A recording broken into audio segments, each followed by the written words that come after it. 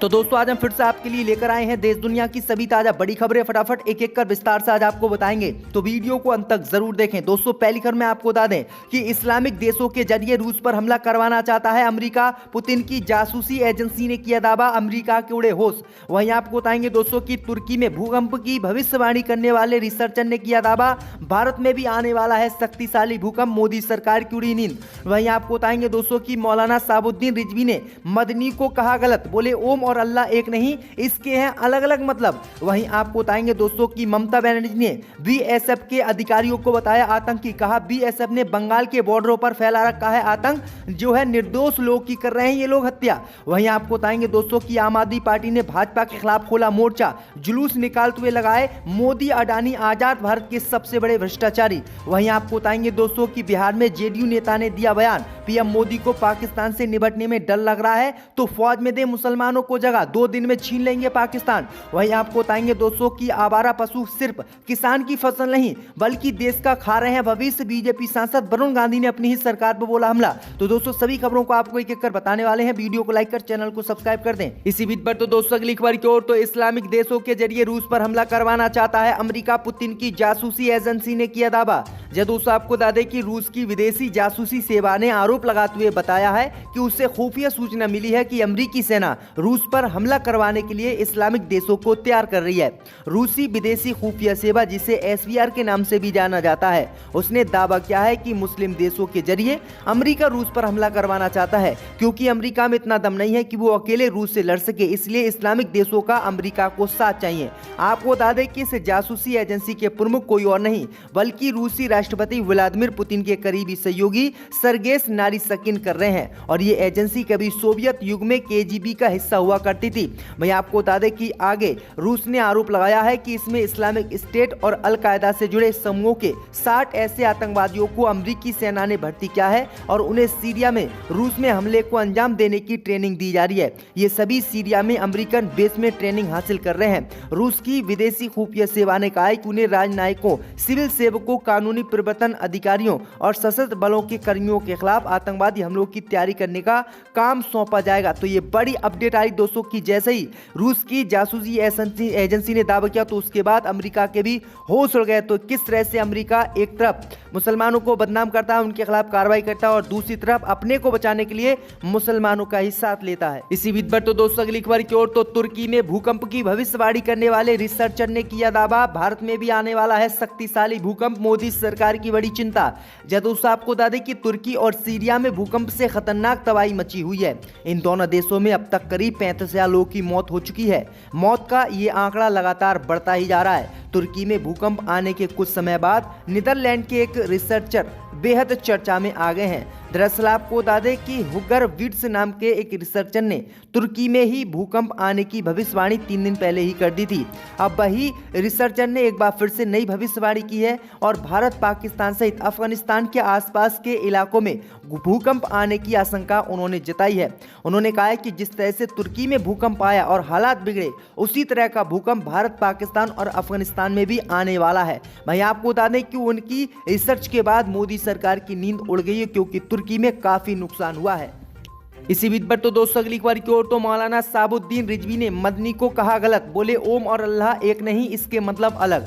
जब दोस्तों आपको बता दें कि ऑल इंडिया मुस्लिम जमात के अध्यक्ष मौलाना साबुद्दीन रिजवी ने कहा कि ओम और अल्लाह को एक बताना गलत है। खबरों के मुताबिक मौलाना ने एक बयान में कहा कि भारत में इस्लाम अन्य धर्मों की अपेक्षा नया धर्म था, जबकि हिंदू, बौद्ध और जैन धर्म भारत में काफी पुराने समय से हैं। उन्होंने कहा कि इस्लाम को हिंदू धर्म से जोड़ना तथ्यात्मक और ऐतिहासिक रूप से गलत है। भारत में इस्लाम का प्रसार मुगल शासन का प्रसार था और इसके लिए मुख्य रूप से सूफी जिम्मेदार थे। अजमेर में ख्वाजा मुइनुद्दीन चिश्ती, दिल्ली में ख्वाजा निजामुद्दीन चिश्ती, उत्तर प्रदेश में बहराइच में मसूद गाजी और बांग्लादेश में मौलाना नक्शबंदी ने इस्लाम के प्रसार में भारत में मदद की थी।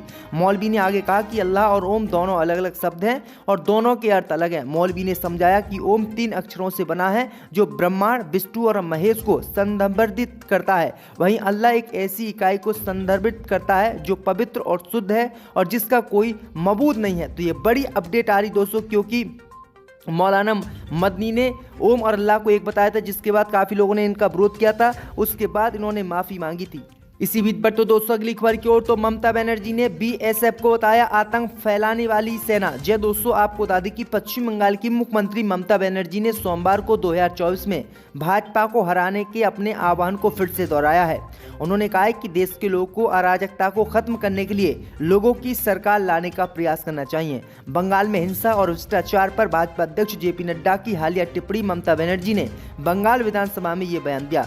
ममता बनर्जी ने कहा कि बंगाल देश के अन्य हिस्सों की तुलना में कानून और व्यवस्था की स्थिति बेहतर है।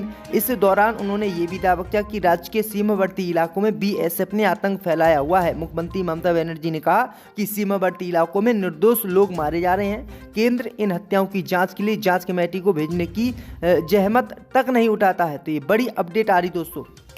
इसी बीच पर तो दोस्तों अगली खबर की ओर तो आम आदमी पार्टी ने भाजपा के खिलाफ खोला मोर्चा। जुलूस निकालते हुए लगाए मोदी अडानी आजाद भारत के सबसे बड़े भ्रष्टाचार।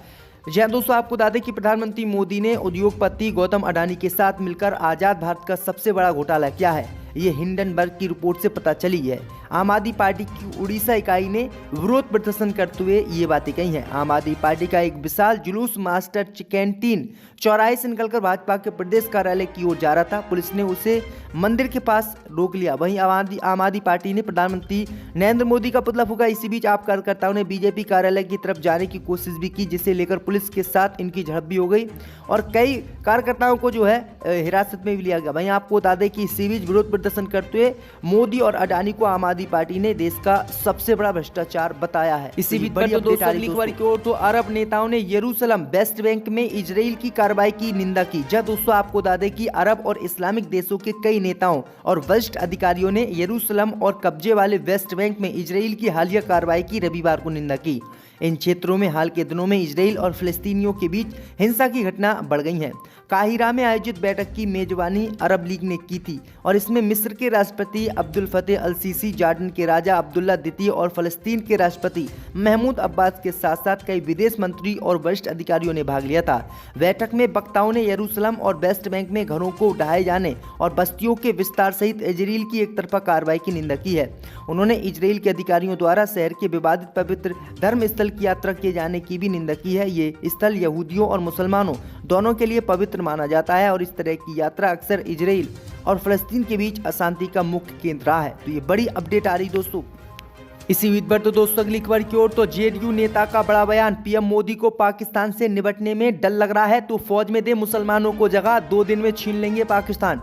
जय दोस्तों, आपको बता दें कि जेडीयू के वरिष्ठ नेता और पूर्व एमएलसी गुलाम रसूल ने रविवार को प्रधानमंत्री मोदी पर करारा हमला बोला। दरअसल आपको बता दें कि इस दौरान गुलाम रसूल ने प्रधानमंत्री मोदी पर निशाना साधते हुए कहा कि अगर पाकिस्तान से निपटने में डर प्रधानमंत्री मोदी को लग रहा है तो सिर्फ 30% फौज में मुसलमानों को जगह दी जाए। जब पाकिस्तान मिसाइल बनाकर भारत को दिखा रहा था तो कोई नागपुर से बाबा जवाब नहीं देने आए थे। एक मुसलमान के बेटे ने ही सामने आया था और उसी ने जवाब दिया था, जिसका नाम एपीजे अब्दुल कलाम था। नवादा के प्रसिद्ध मदरसा दारुल उलूम फैजुल बारी में आयोजित इस कार्यक्रम में ये बयान उन्होंने दिया है और लोगों से अपील की है कि सभी मुसलमानों को एक होना चाहिए और इसके खिलाफ जंग, पाकिस्तान के खिलाफ जंग लड़नी चाहिए। इसी बीच पर तो दोस्तों अगली खबर की ओर तो आवारा पशुओं को लेकर अपनी ही सरकार के विरोध में उतरे वरुण गांधी। जी दोस्तों, आपको बता दें ये बड़ी खबर सामने निकल कर आई दोस्तों कि उत्तर प्रदेश में इस समय आवारा पशुओं से उत्तर प्रदेश के किसान परेशान हैं। लगातार आवारा पशु किसानों की फसलों को खराब कर रहे हैं, जिससे उनकी आर्थिक स्थिति भी बेकार होती जा रही है। वहीं आपको बता दें कि 10-10, 15-15 बीघे जमीन में गेहूं की खेती का तहस-नहस खुला जानवर यानी गाय कर रही हैं। इसी को लेकर जो है उत्तर प्रदेश सरकार में मंत्री और पीलीभीत से सांसद वरुण गांधी ने अपनी सरकार पर हमला बोला है। उन्होंने आवारा पशुओं को किसानों की फसल नहीं बल्कि देश का भविष्य खराब करने वाला बताया है। उन्होंने कहा कि किसानों की समस्या चेतावनी भरे लहजे में सरकार को सुननी चाहिए। आवारा पशु किसानों का सिर्फ खेत नहीं खराब करें बल्कि देश का भविष्य भी खराब करें और देश का भविष्य खा रहे हैं, क्योंकि किसान जब हमारे देश का आगे नहीं बढ़ेगा तो कुछ भी हमारे देश में नहीं हो पाएगा। इसी बीच पर तो दोस्तों अगली खबर की ओर तो कंगना रनावत पर भड़की नवाजुद्दीन सिद्दीकी की भाभी बोली हमारी फैमिली में मत पड़िए दीदी, कुछ हो गया तो आप होंगी जिम्मेदार। जब दोस्तों आपको बता दें कि बॉलीवुड एक्टर नवाजुद्दीन सिद्दीकी इन दोनों अपनी पर्सनल लाइफ को लेकर सुर्खियों में हैं। एक्टर का अपनी पत्नी आलिया के साथ विवाद गहराता जा रहा है। अभिनेता की पत्नी ने उन पर कई गंभीर आरोप लगाए हैं। हालांकि अब तक इस मामले पर एक्टर ने चुप्पी साध रखी है, लेकिन उनकी पत्नी लगातार नए नए वीडियो जारी कर रही है। एक्टर उनकी पत्नी के बीच चल रहा विवाद अब कोर्ट में पहुंच गया है। इसके बाद नवाजुद्दीन की मां ने उनकी पत्नी के खिलाफ एफआईआर भी दर्ज करवाई। बीते दिनों एक्टर की पत्नी ने सोशल मीडिया पर एक वीडियो शेयर किया था, जिस पर कंगना रनावत ने उन्हें खूब खरी खोटी सुना दी थी। कंगना ने कह दिया था कि नवाजुद्दीन ने अपने लिए कुछ भी नहीं रखा और सब कुछ अपने भाइयों को दे दिया। अब कंगना के इस बयान के बाद नवाजुद्दीन की भाभी की प्रतिक्रिया आई है। उन्होंने कंगना रनावत से कहा है कि वह उनके घर के विवाद से दूर रहें। उन्होंने कहा है कि किसी भी कीमत पर उनको हमारे घर के विवाद में नहीं पड़ना चाहिए। अगर वो हमारी फैमिली में पड़ती हैं तो कुछ हो गया तो इसकी जिम्मेदार कंगना रनावत होंगी। तो ये बड़ी अपडेट आ रही दोस्तों।